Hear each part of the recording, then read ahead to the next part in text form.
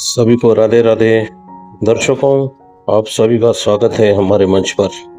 दर्शकों, यहाँ पीड़ितों के वास्तविक समस्या, अनुभव, उपलब्धि और लेख पर आधारित वीडियो बनाई जाती है। आप भी चाहें तो अपनी समस्या या उपलब्धि हमें ईमेल के जरिए भेज सकते हैं। आपको अपने समस्याओं के समाधान कमेंट में मिल सकते हैं या आपकी समस्या से जुड़ी वीडियो के जरिए आप अपनी समस्या के समाधान पा सकते हैं। समाज में हो रहे उचित या अनुचित कर्मों से रूबरू करवाना और समाज को सही दिशा दिखाना, यही हमारा मुख्य उद्देश्य है। इसलिए आप सभी से निवेदन है कि हमारे संकल्प को पूरा करने में हमारा साथ दीजिए और जुड़े रहिए। अब चलते हैं, अपनी वीडियो को आगे बढ़ाते हैं, जो एक बहुत ही प्रेरणादायक लेख पर आधारित है।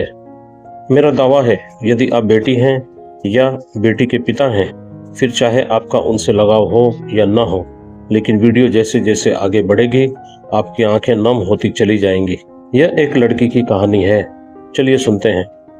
मिडिल क्लास परिवार में पली बड़ी खुशबू अपने जिंदगी में सबसे ज्यादा गुस्सा अपने पापा से थी। पापा के लिए उसके मन में केवल नफरत थी, क्योंकि 22 साल की हो चुकी खुशबू ने आज तक एक भी वैलेंटाइन डे नहीं मनाया था, जबकि उसकी क्लासमेट्स हर साल अलग अलग लड़कों के साथ वैलेंटाइन डे मनाती थी। खैर, आज खुशबू और अग्नय की शादी हो रही थी। शादी के वक्त खुशबू सबसे ज्यादा खुश इस बात से थी कि आखिर इस बेहद सख्त, कड़क और अनुशासित पापा से छुटकारा तो मिला। हमेशा ये मत करो, वो मत करो, ऐसे कपड़े मत पहनो, लेट नाइट पार्टियां नहीं, लड़कों से दोस्ती नहीं, आज तक एक स्मार्टफोन तक खरीद कर नहीं दिया। मेरे सारे सपनों और अरमानों को अपनी छोटी सोच के कारण कुचल कर रख दिया। अब मैं अग्नय के साथ सारी दबी इच्छाएं पूरी करूंगी। अग्नय और खुशबू पिछले 3 सालों से एक ही कॉलेज में साथ साथ पढ़ते थे और एक दूसरे को अच्छी तरह जानते थे। एक दूसरे की पसंद नापसंद का अच्छे से ख्याल रखते थे। खुशबू ने बहुत डरते डरते पापा से अग्नय के साथ शादी की इच्छा जताई और पापा ने अग्नय और उसके परिवार वालों से मिलकर शादी के लिए हामी भर दी। खुशबू ने विदाई के समय पहली बार पापा को उससे लिपट कर बच्चों की तरह फूट फूट कर रोते देखा, पर खुशबू को पापा की भावना से कोई मतलब न था। वह बस पत्थर की बुत बनकर खड़ी थी। जाते जाते उसके पापा ने उसे ढेर सारे उपहार के साथ एक बंद लिफाफा भी खुशबू को दिया। ससुराल पहुंचते ही सबसे पहले खुशबू ने लिफाफा खोला। उस लिफाफे में पापा की चिट्ठी थी। उसने पापा की चिट्ठी को पढ़ना शुरू किया। उसमें लिखा था, खुशबू बेटा, मैं जानता हूँ कि पिछले 10 सालों से मैं तुम्हारे साथ बैड डैड की तरह पेश आता रहा। मैं तुम्हारे सामने सख्त इसलिए बनता था क्योंकि मैं नहीं चाहता था कि तुम्हारा भी हाल रागिनी जैसा हो। रागिनी मेरे साथ कॉलेज में पढ़ने वाली एक बहुत अच्छे घर की लड़की थी। पढ़ने में भी तेज और शरीफ थी, परंतु फैशन और नकली ग्लैमर के चक्कर में उसने अपनी जिंदगी ही बर्बाद कर ली।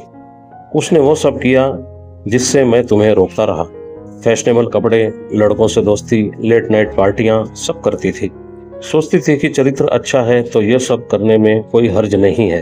फिर एक दिन उसके ड्रिंक्स में नशा डालकर उसके कुछ दोस्तों ने उसका नाजायज फायदा उठा लिया।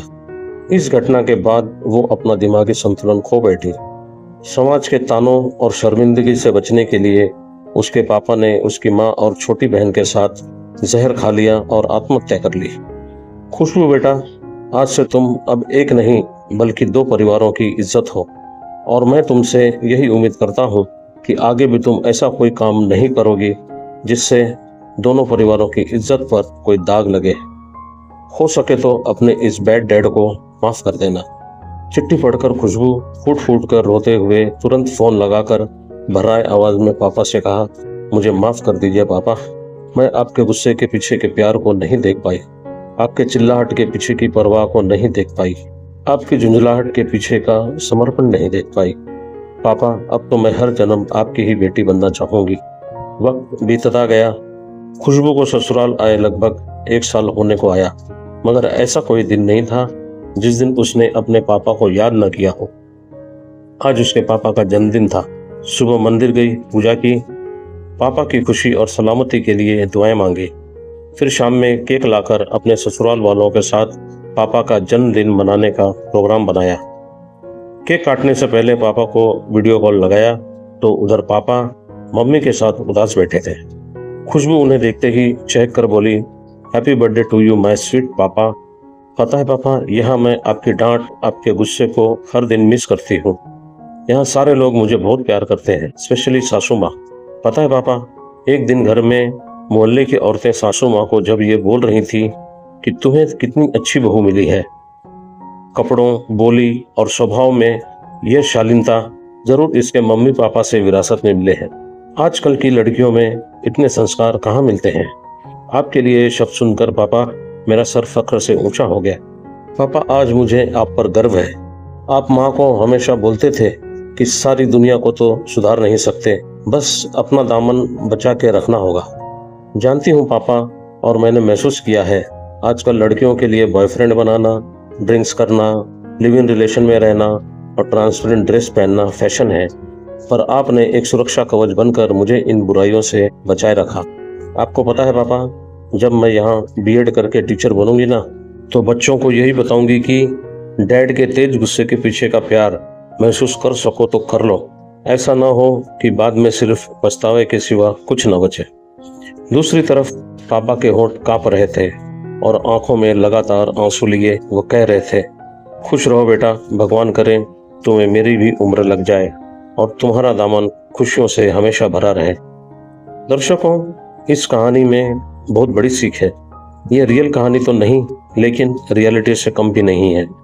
मैं जानता हूँ जिसने भी पूरी वीडियो देखी है उसकी आंखें जरूर नम हुई होगी। लगभग सभी को यह कहानी खुद के जीवन से जुड़ी लगी होगी। यह कहानी हर परिवार के हर सदस्यों को समर्पित है, जिन्हें बड़ों की डांट फटकार एक बोझ या पिछड़ापन लगता है। असल में डांट फटकार हमारे ही भले के लिए होती है, लेकिन हमें समझ तब आता है जब हम उस दौर से आगे बढ़ चुके होते हैं या फिर किसी बड़ी परेशानी में फंस जाते हैं। इसलिए कभी कोई समझाए तो उस पर पहले विचार करें कि समझाने वाला कौन है, क्या उसकी बात मान लेने से हमारा कोई नुकसान है, और है तो पहले सोचें फिर फैसला करें। लेकिन यदि उसमें समझाने वाले का कोई फायदा नहीं है तो 100% उसमें आपका ही भला है। उसकी बात बिना सोचे समझे आप मान सकते हैं, क्योंकि यह आपका सच्चा शुभ चिंतक है। दर्शकों, आपको यह वीडियो कैसी लगी हमें कमेंट में जरूर बताएं, और हो सके तो वीडियो के संदर्भ में आप अपने विचार भी साझा करें। वीडियो अच्छी लगी हो तो वीडियो को लाइक और शेयर करें, चैनल को सब्सक्राइब करें और बेल आइकन भी प्रेस कर लें, ताकि नई वीडियो की नोटिफिकेशन आपको सही समय पर मिलती रहे। अभी तक हमसे जुड़े रहने के लिए आपका बहुत बहुत धन्यवाद। आपका दिन शुभ रहे। सभी को हमारी राधे राधे।